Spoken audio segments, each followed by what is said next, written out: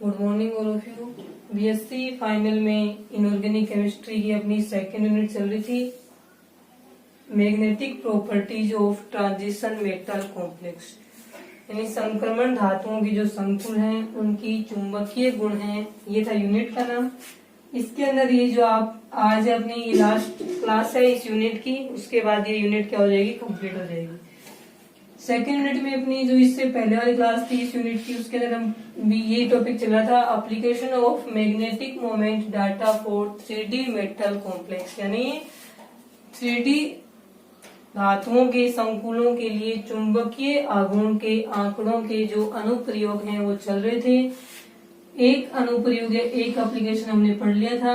उसके अंदर क्या पढ़ा था हमने कि जो संक्रमण धातुओं के, जो 3D संक्रमण धातुओं के जो संकुल हैं, उन संकुलों के चुंबकीय आघूर्ण के मान के आधार पे हम ये बता सकते हैं कि ये जो संकुल है अपना वो हाई स्पिन है या फिर ये जो संकुल है वो क्या है, लो स्पिन।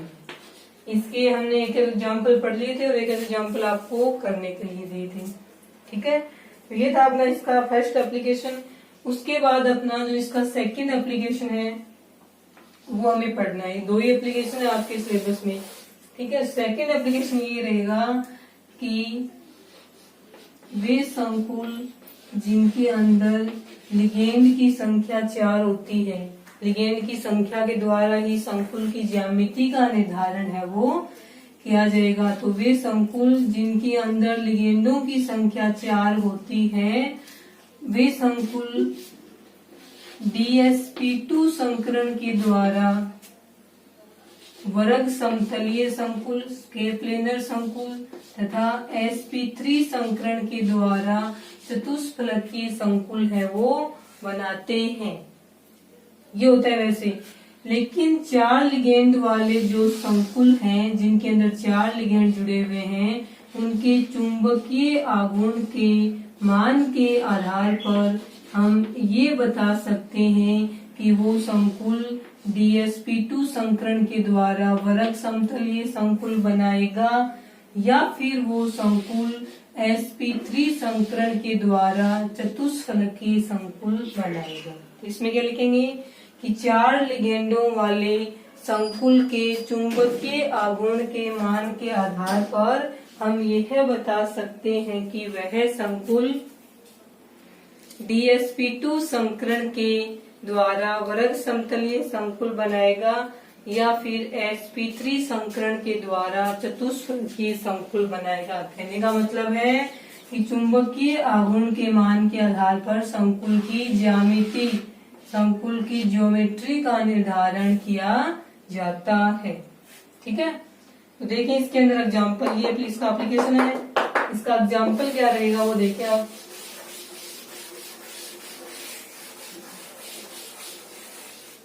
एग्जाम्पल में आएगा इसके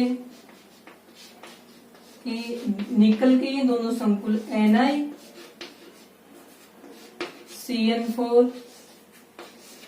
-2 संकुल, यहाँ पे चुंबकीय आघूर्ण का मान नहीं देगा कि ये बताया हुआ है डायामैग्नेटिक और पैरामैग्नेटिक, जिनमें अनपेयर्ड इलेक्ट्रॉन प्रेजेंट होते हैं वे संकुल कौन से होते हैं, पैरामैग्नेटिक या अनुचुंबकीय होते हैं, तथा वे संकुल जिनके अंदर अनपेयर्ड इलेक्ट्रॉन प्रेजेंट नहीं होते हैं वे संकुल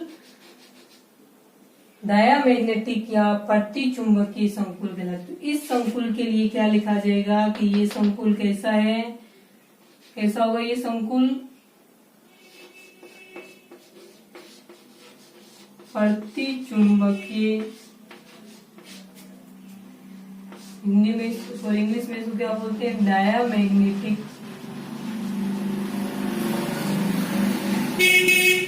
इसका क्वेश्चन किस प्रकार से हो देखो। और दूसरा संकुल है निकल का NiCl4 -2, वो कैसा है, अनुचुंबकीय या फिर इसको हम इंग्लिश में बोलते हैं पैरामैग्नेटिक।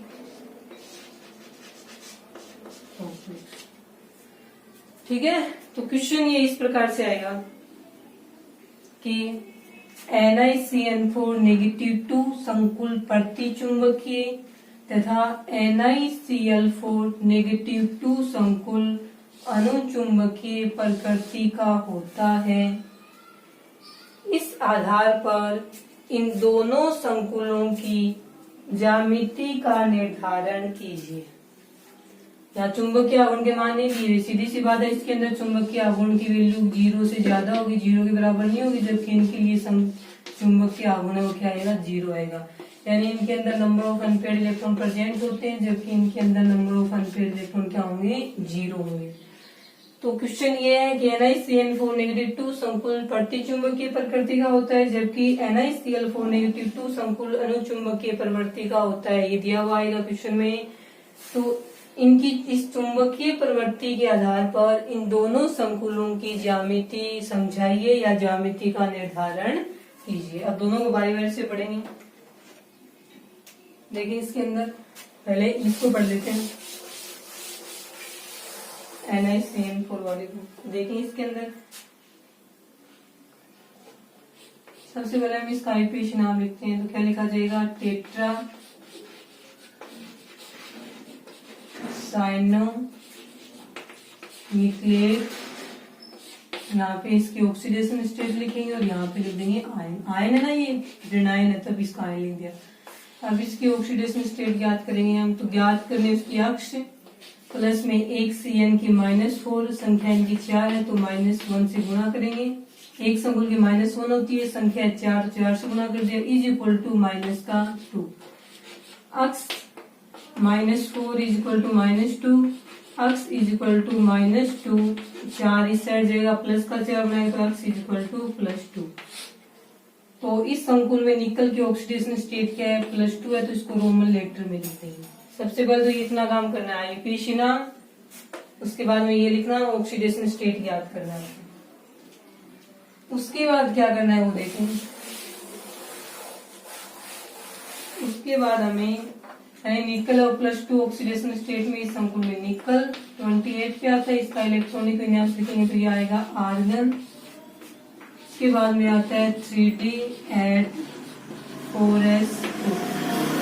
उसके बाद इस संकुल में निकल है +2 ऑक्सीडेशन स्टेट में, तो इस ऑक्सीडेशन स्टेट में इसका इलेक्ट्रॉनिक विन्यास लिखेंगे तो आएगा आर्गन 3D8। +2 में इसका मतलब ये वाले इलेक्ट्रॉन चले गए तो 4s क्या आ जाएगा, 0 आ जाएगा। इसके आगे 4p खाली है, वो भी क्या आ जाएगा, 0 आएगा। अब इसको हम बनाते हैं, ठीक है। ये D वाला है, ये S का है, और ये वाला किसका हो जाएगा, P का हो जाएगा। D में देखें 8 इलेक्ट्रॉन है, 5 6 7 8, ये वाले खाली हैं।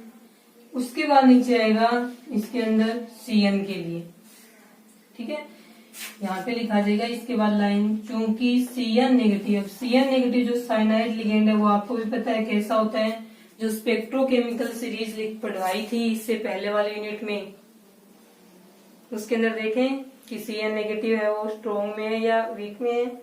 तो Cn नेगेटिव उसमें क्या था, स्ट्रॉन्ग लिगेंड की सीरीज में था। तो इसमें लिखेंगे चूंकि Cn नेगेटिव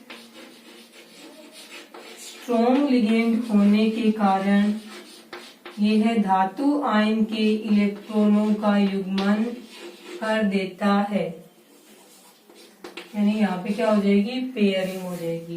लाइन लिखी जाएगी, चूंकि Cn नेगेटिव स्ट्रॉन्ग लिगेंड है, इस कारण से यह केंद्रीय धातु आयन के D कक्षक के इलेक्ट्रॉनों का युग्मन कर देता है। युग्मन करेगा तो केवल इसका ही होगा, ये वाला इलेक्ट्रॉन यहाँ से यहाँ चला गया तो ये वाला कक्षक क्या हो जाएगा, खाली हो जाएगा। तो उसके बाद इसके अंदर युग्मन करने के बाद जो इसकी स्टेट बनेगी उसमें क्या लिखा जाएगा, आर्गन 3D8 है D में, ये इलेक्ट्रॉन लेकिन ये युग्मित हो गया 4p0। 3D8 के लिए हम ये बनाएंगे, ये 8 इलेक्ट्रॉन युग्मित हो गए 4s और ये आ गया 4p के लिए। अब जो अपने पास 4 Cn नेगेटिव थे यहाँ से स्टार्ट होंगे, D से जुड़ना, चारों जुड़ गए, Cn negative Cn negative Cn negative और Cn नेगेटिव। तो अपना जो संकरण है वो क्या आ गया, इसके अंदर D S और P के 2 DsP2 संकरण, ठीक है। अब इस संकुल के अंदर देखिए आपने क्वेश्चन में क्या था कि ये संकुल प्रति चुंबकीय होता है, यानी इसके अंदर अनपेड इलेक्ट्रॉन जीरो, तो आप देख लो अनपेड इलेक्ट्रॉन नहीं है, एन की वैल्यू जीरो है तो चुंबकीय आघूर्ण भी जीरो होगा। ये फॉर्मूला था अपना root n plus 2 Bohr magneton. इस फॉर्मूले में स्मॉल एन की जगह जीरो रखेंगे तो म्यू की वैल्यू क्या आएगी, जीरो ही आएगी। जब अयुग्मित इलेक्ट्रॉनों की संख्या जीरो है इसका मतलब संकुल कैसा है, प्रति चुंबकीय। देखो प्रति चुंबकीय बना दिया इसको कि इसमें सारे इलेक्ट्रॉन युग्मित हैं, सारे इलेक्ट्रॉन युग्मित होते हैं, वो क्या होता है, प्रति चुंबकीय होता है।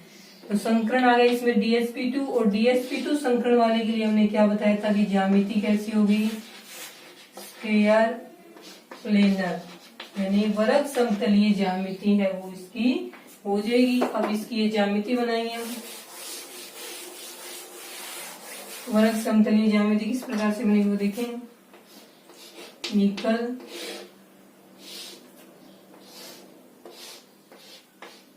Cn साइनाइड Cn और ये हो जाएगा Cn। ये बन गई इसकी वर्ग समतलीय ज्यामिति, और यहाँ पे लिखेंगे हम -2। ठीक है, तो इसके नीचे लिख देंगे स्क्वायर प्लेनर ज्योमेट्री वाले। आ गया। तो इसका चुंबकीय आघूर्ण था, प्रति चुंबकीय था, ये हमें सिद्ध करना था, ये सिद्ध कर दिया। और ये जो प्रूव किया तो इसमें DsP2 संकरण आया, DsP2 संकरण होगा तभी ये प्रति चुंबकीय होगा। DsP2 संकरण आया तो ज्यामिति कौन सी आ गई, इसकी स्क्वायर प्लेनर या वर्ग समतलीय ज्यामिति हमें प्राप्त होती है। इस क्वेश्चन का सेकंड पार्ट था, दूसरा संकुल, वो कौन सा था, NiCl4 -2। ये वाला संकुल था हमें, अब इसको पढ़ना है।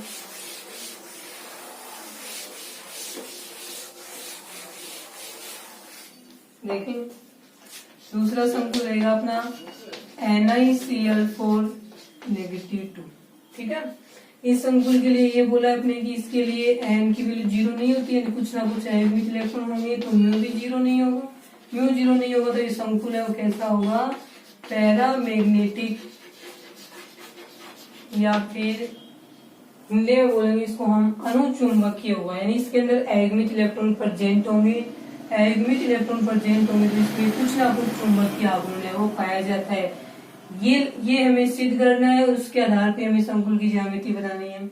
सबसे इसका पहले इसका नाम लिखेंगे, आईपीसी नाम तो क्या है इसमें, टेट्रा क्लोरो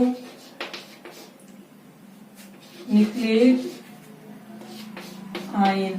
अब इसकी ऑक्सीडेशन स्टेट ज्ञात करेंगे, यहाँ से निकल की देखेंगे किस प्रकार से आएगी। निकल की ज्ञात करनी है, अक्ष प्लस में 4 Cl है, एक Cl की होती है -1 इज इक्वल टू -2, अक्स -4 इज इक्वल टू -2, अक्स इज इक्वल टू -2, -4 इस साइड जाएगा तो प्लस का बनाएगा तो अक्स इज इक्वल टू क्या आ जाएगा, इसमें +2 आ जाएगा। यानी निकल है वो इस संकुल में भी किसमें है, +2 ऑक्सीडेशन स्टेट में।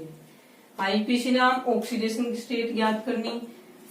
ये दो काम करने के बाद हम क्या करेंगे, इसके अंदर केंद्रीय धातु परमाणु या जो आयन है उसका इलेक्ट्रॉनिक विन्यास लिखेंगे।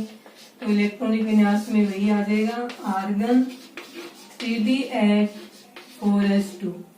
अब इस संकुल में भी निकल आयन है वो +2 ऑक्सीडेशन स्टेट में, तो इसका मतलब दोनों इलेक्ट्रॉन चले जाएंगे। जब ये दोनों इलेक्ट्रॉन निकल जाएंगे तो 4s कक्षा खाली हो जाएगा, तो इलेक्ट्रॉनिक विन्यास हो जाएगा इसका 4s0 4p0। तो अब इसमें बनाते हैं डी वाले को।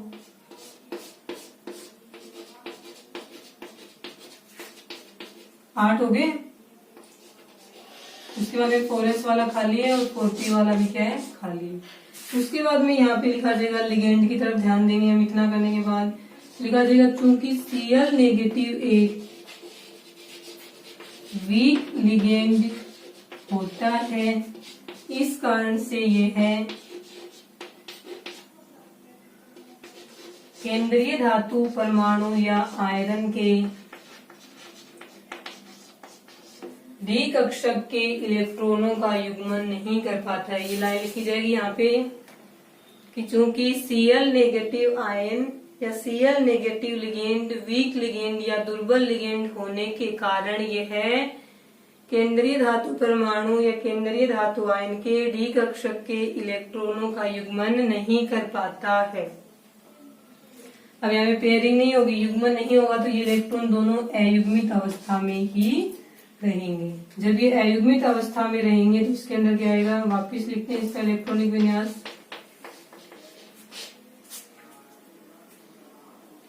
ठीक है, तो इसके अंदर क्या लिखा जाएगा,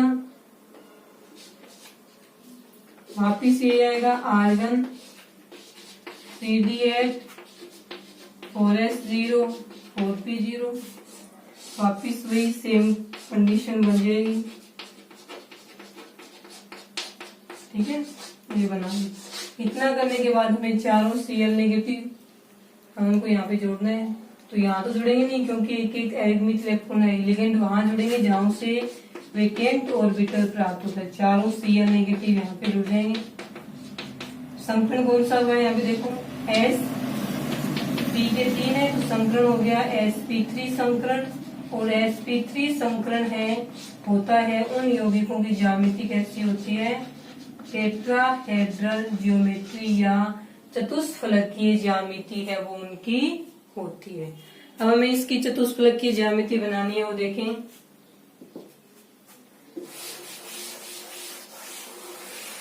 अब देखो इसके अंदर 2 अयुग्मित इलेक्ट्रॉन प्रेजेंट है ना, तो यहाँ पे क्या आएगी, इसकी वैल्यू n की वैल्यू 2 है, तो म्यू की वैल्यू आएगी 2.83 बोर मैग्नेट्रॉन। और जिन संकुलों में केंद्रीय धातु परमाणु के पास अयुग्मित इलेक्ट्रॉन प्रेजेंट होते हैं वे अनुचुंबकीय प्रकृति के होते हैं। अब इसकी हमें बनानी है टेट्राहेड्रल शेप।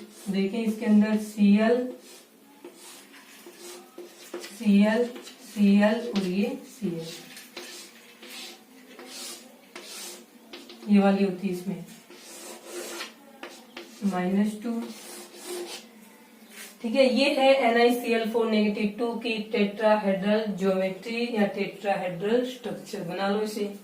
तो अभी देख लो, इन दोनों ही संकुलों में केंद्रीय धातु परमाणु सेम है और इन दोनों संकुलों की जो चुंबकीय प्रवृत्ति है उसके आधार पे ही हमने इन दोनों संकुलों के चुंबकीय आघूर्ण का मान है, सॉरी इन दोनों संकुलों की ज्यामिति का निर्धारण है वो कर लिया है। इसके बाद अपना एक छोटा सा टॉपिक है वो कर ही लो इसके अंदर।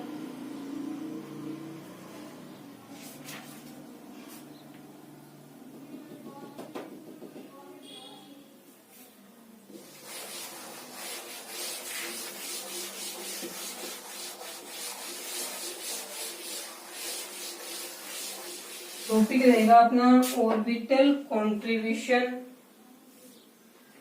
To magnetic moment. टॉपिक अपना ऑर्बिटल कंट्रीब्यूशन टू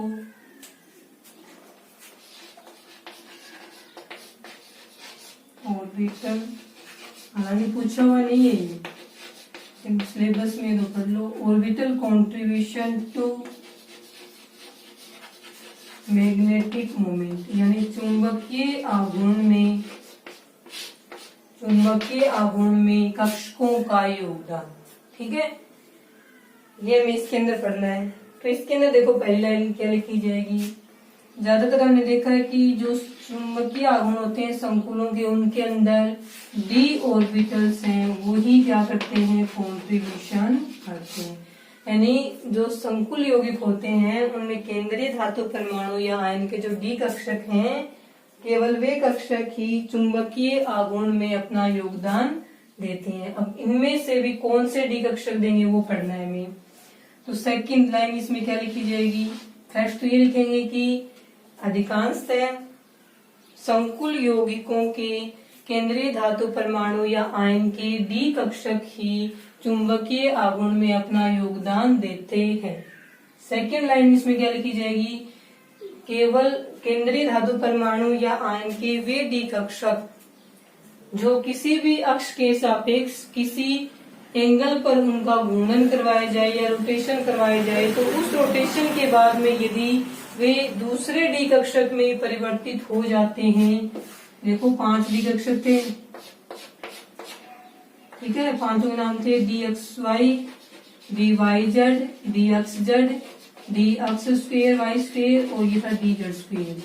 यदि सबसे पहले इनको ये पांचों डी कक्षक योगदान देते हैं, उसके बाद में भी वे डी कक्षक पांचों समान ऊर्जा वाले ना, तो समभ्रंश कक्षक बोलते हैं इसको, डीजनरेट ऑर्बिटल्स। इनमें से वे डी कक्षक जिनमें से किसी भी कक्षक को किसी भी अक्ष के सापेक्ष, अक्ष वाई जेड कुछ भी एक्सिस हो, किसी विशिष्ट एंगल के ऊपर उनका रोटेशन करवाने पर यदि वे समान ऊर्जा वाले किसी दूसरे डी कक्षक में परिवर्तित हो जाते हैं, तो इलेक्ट्रॉन यदि उस कक्षक में उपस्थित होता है तो वो चुंबकीय आघूर्ण में अपना योगदान देता है। वापिस देखो लाइन क्या लिखी जाएगी कि यदि इलेक्ट्रॉन ऐसे डी कक्षक में, यदि केंद्रीय धातु परमाणु में इलेक्ट्रॉन ऐसे डी कक्षक में उपस्थित हो जिसको उस अक्ष, किसी भी अक्ष के सापेक्ष किसी एक विशिष्ट एंगल पे घूर्णन करवाने पर यदि वो डी ऑर्बिटल समान ऊर्जा वाले या अपने समभ्रंश किसी दूसरे डी ऑर्बिटल में चेंज हो जाता है, तब वो इलेक्ट्रॉन चुंबकीय आघूर्ण में अपना योगदान देगा। यदि ऐसा करने पे कोई भी डी ऑर्बिटल अपने समान ऊर्जा वाले दूसरे डी ऑर्बिटल में चेंज नहीं होता है, तो उस कक्षक में उपस्थित इलेक्ट्रॉन है वो चुंबकीय आघूर्ण में अपना योगदान नहीं देते हैं। आगे समझ में ये लाइन है। अब इसका एग्जाम्पल करके देखें हम, वापिस सुन लो कि यदि इलेक्ट्रॉन उस डी ऑर्बिटल में उपस्थित हो जिसका अक्ष वाई जेड किसी भी अक्ष के सापेक्ष किसी विशिष्ट एंगल पर घूर्णन करवाने पर यदि वो कक्षक समान ऊर्जा वाले किसी दूसरे कक्षक में परिवर्तित हो जाता है, तब तो वो इलेक्ट्रॉन चुंबकीय आघूर्ण में योगदान देगा। यदि ऐसी कंडीशन को फॉलो नहीं करता है तो वो इलेक्ट्रॉन चुंबकीय आघूर्ण में अपना योगदान नहीं दे पाता है। तो इसके अंदर देखो, जैसे कि एक ऑर्बिटल है डी अक्ष स्क्वायर वाई स्क्वायर, एग्जांपल लिखते हैं कि डी अक्ष स्क्वायर वाई स्क्वायर ऑर्बिटल है। बनाएंगे सबसे पहले इसको,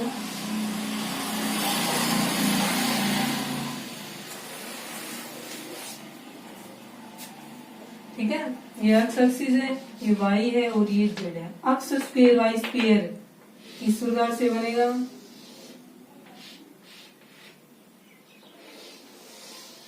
ये वाला है। इसको हम जेड एक्सिस पर 45 डिग्री के एंगल पर क्या करते हैं, रोटेट करते हैं। ठीक है, जेड एक्सिस पे क्या करना है, 45 डिग्री के एंगल पर हमें इसको क्या करना है, रोटेट करना है। देखो इसमें यहां से ये वाला कोण, दो एक्सिस के बीच का कोण कितना मानते हैं हम, 90 डिग्री मानते हैं। दो एक्सिस है एक्स और वाई, हालांकि दिख रहा है हमें 45, लेकिन ये कितना है, 90 डिग्री का एंगल है। दो एक्सिस के बीच का कोण 90 डिग्री का होगा, तो आधा कितना होगा, 45 डिग्री का होगा। जेड एक्सिस पे 45 डिग्री के एंगल पे हमें क्या करवाना है, रोटेशन करवाना है, घूर्णन करवाएंगे। तो ये वाला जो ऑर्बिटल है वो यहाँ से 45 पे घूम के कहाँ आएगा, यहाँ पे आ जाएगा।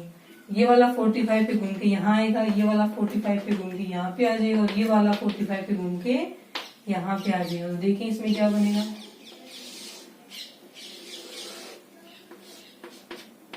वही है इसके अंदर अक्ष वाई और जेड। अब ये वाला ऑर्बिटल है वो कहाँ पे आया था, यहाँ पे आया था, अक्ष और वाई के बीच में। इस साइड वाला यहाँ पे आ जाएगा, इस पे था ना, ये इस यहाँ पे बीच में आ जाएगा, ये आ गया। उसके बाद ये वाला है वो कहाँ पे आएगा, यहाँ पे, और ये वाला यहाँ पे। कौन सा कक्षक बन गया, इसका नाम बताओ। इस कक्षक में पालियां हैं वो कहाँ पे हैं, अक्ष और वाई के बीच में है। ये माइनस वाई है और ये माइनस अक्ष है, अक्ष और वाई के बीच में है। तो पालियां जब अक्ष और वाई के बीच में है तो इसका नाम क्या हो जाएगा, अक्ष वाई, तो डी एक्स वाई ऑर्बिटल। तो ये जो d x y square orbital है, इसको जेड एक्सिस पर 45 डिग्री के एंगल पर घूर्णन करवाने पर ये अपनी समान ऊर्जा वाले दूसरे डी कक्षक में चेंज हो गया। दूसरे डी कक्षक में चेंज हो जाने के कारण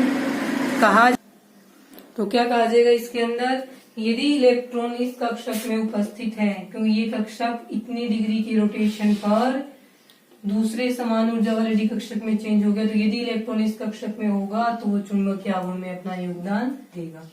अब इसका आगे रोटेशन करवाते हैं, वो देखो।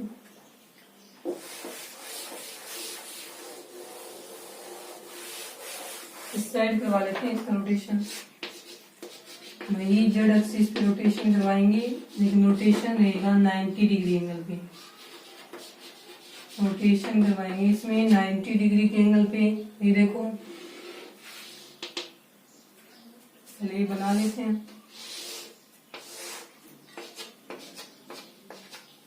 X y z minus x minus y और माइनस जेड। अब इसके अंदर देखें आप, ये वाला जो है, अब ये वाला देखिए 90 डिग्री, ये वाला इसके ऊपर है, ये पूरा कोण कितना है 90 डिग्री का है। तो ये कहाँ पे जाएगा, घूम के इसके ऊपर आ जाएगा, वाई के ऊपर आ जाएगा ये, ठीक है। तो ये रहेगा वाई के ऊपर, ठीक है। और ये वाला कहाँ पे जाएगा वो देखिए, इसके अंदर दूसरे वाला जो इसका है वो कहाँ पे जाएगा, वो था एक्स और वाई है ना, ये वाला घूम के आ गया 90 डिग्री करवाएंगे ना, तो ये वाला घूम के यहाँ आ जाएगा और ये वाला घूम के यहाँ आ जाएगा। अब ये वाला कहाँ जाएगा, देखो ये वाला 90 डिग्री पे घूमेगा तो ये यहाँ पे आएगा, इस वाले की जगह आ जाएगा, ये वाला आ जाएगा। अब इस कक्षा का नाम बताइए कौन सा हुआ, dx स्क्वायर वाई स्क्वायर तो है नहीं, क्योंकि वाई स्क्वायर के ऊपर तो है, लेकिन ये एक्स स्क्वायर के ऊपर नहीं है, सेकंड लोब। अब ये जो लोब है वो एक्स एक्सिस और जेड एक्सिस के बीच में है, एक्स और जेड के बीच में वाई है, डिवाई नहीं होता, वाई एक्सिस और एक्स और जेड के एकदम बीच में स्थित होती है, डिवाई को नहीं बनाए तो एक अक्षर कौन सा होगा, डी अक्ष जेड अक्षर। डी अक्ष को स्टेप में बताया हुए कि डी एक्स जेड क्यों बोलते हैं और डी वाई जेड एरो क्यों बोलते हैं। जब लोब जेड और एक्स इन दोनों एक्सिस के बीच में होगी तो जेड एक्सिस ये एक्स जेड बोलेंगे, और जब लोब है वो एक्स और वाई के बीच में होती है तब उसे हम डी एक्स वाई अक्षर कहते हैं। अब electron d x square y square में हो, डी एक्स वाई में हो, डी एक्स जेड में हो, तब तो उस इलेक्ट्रॉन का चुंबकीय आघूर्ण में योगदान रहेगा, उस कक्षक का चुंबकीय आघूर्ण में योगदान रहेगा, क्योंकि ये जो कक्षक है वो किसी एक्सिस पर किसी विशिष्ट एंगल पर रोटेशन करवाने पर दूसरे ऑर्बिटल में चेंज हो रहे हैं समान ऊर्जा वाले में, तो इनका योगदान होगा। उसके बाद में एक लाइन इसके अंदर ये लिखी जाती है कि डी जेड स्क्वायर कक्षक है, उसको किसी भी डिग्री किसी भी एक्सिस के सापेक्ष कितने भी डिग्री के एंगल पर रोटेट करवाया जाए, ये जो कक्षक है वो समान ऊर्जा वाले किसी भी दूसरे डी कक्षक में चेंज नहीं होता है। अतः इसके लिए कहा जाएगा कि यदि इलेक्ट्रॉन डी जेड स्क्वायर कक्षक में प्रेजेंट है तो वो इलेक्ट्रॉन चुंबकीय आघूर्ण में अपना योगदान नहीं देता है। ये लिखी जाएगी इसमें तीसरी लाइन। ये था इसमें कक्षकों का चुंबकीय आघूर्ण में योगदान। सिर्फ ये 3 बातें लिखनी है, 2 एग्जाम्पल लिख देना, इतना हो गया। इसी के साथ में अपनी जो यूनिट थी इनऑर्गेनिक केमिस्ट्री थी उसकी सेकंड यूनिट चल रही थी magnetic moments of transition metal complex complete होगी। उसके बाद में हम नेक्स्ट क्लास में नेक्स्ट यूनिट है वो स्टार्ट करेंगे।